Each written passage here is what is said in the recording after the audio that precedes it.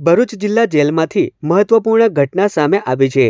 હિમાચલ પ્રદેશમાં આર્મીમાં ફરજ દરમિયાન વર્ષ 1986માં નોંધાયેલ ગુનામાં આજીવન કેદની સજા ભોગવી રહેલા કાસુભાઈ ભલાભાઈ હઠીલાલાને વહેલી જેલ મુક્તિ આપવામાં આવી છે। નામદાર એડિશનલ સેશન્સ કોર્ટ કાંગરા ધર્મશાળા હિમાચલ પ્રદેશ દ્વારા IPC 460 અને 34 હેઠળ આજીવન કેદની સજા ફટકારવામાં આવી હતી।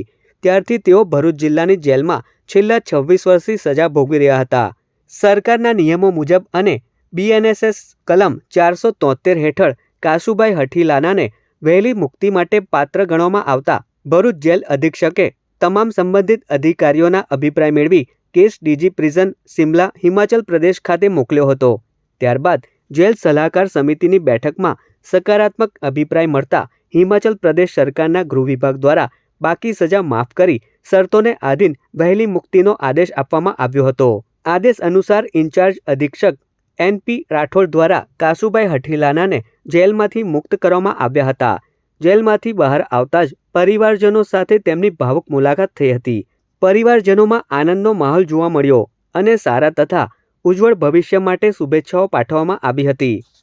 કાસુભાઈ ભલાભાઈ હઠીલા નાઓ હિમાચલ પ્રદેશ ખાતે આર્મીની ફરજ દરમિયાન તેઓને 1986માં ટીપીકો કલમ 460-34 મુજબ ગુનો દાખલ થતા નામદાર એડી સેશન કોર્ટ કાંગરા ધર્મશાળા હિમાચલ પ્રદેશ દ્વારા આજીવન કેદની સજા કરવામાં આવેલ।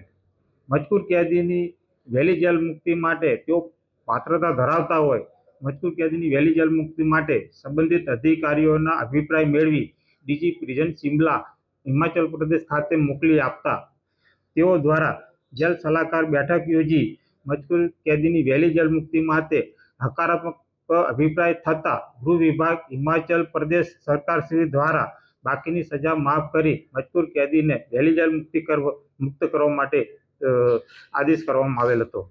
આર્મીમાં સજા પડી હતી અરે આર્મીમાં લાગ્યું અને આર્મીમાંથી સંજોગને કારણે સજા પડી હતી। તો 1986થી મેં જેલની અંદર વચમાં નાના હોવાને કારણે 10 વર્ષ ઊંટેર થવું પડ્યું।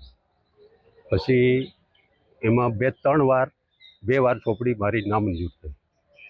રાઠોડ સાહેબની દયાથી મારો જો કાર્યવાહી કરી હિમાચલ પ્રદેશમાં તેનાથી મને બહુ આનંદથી એમને મહેનત કરી મને છોડાવી એટલું મને સાથ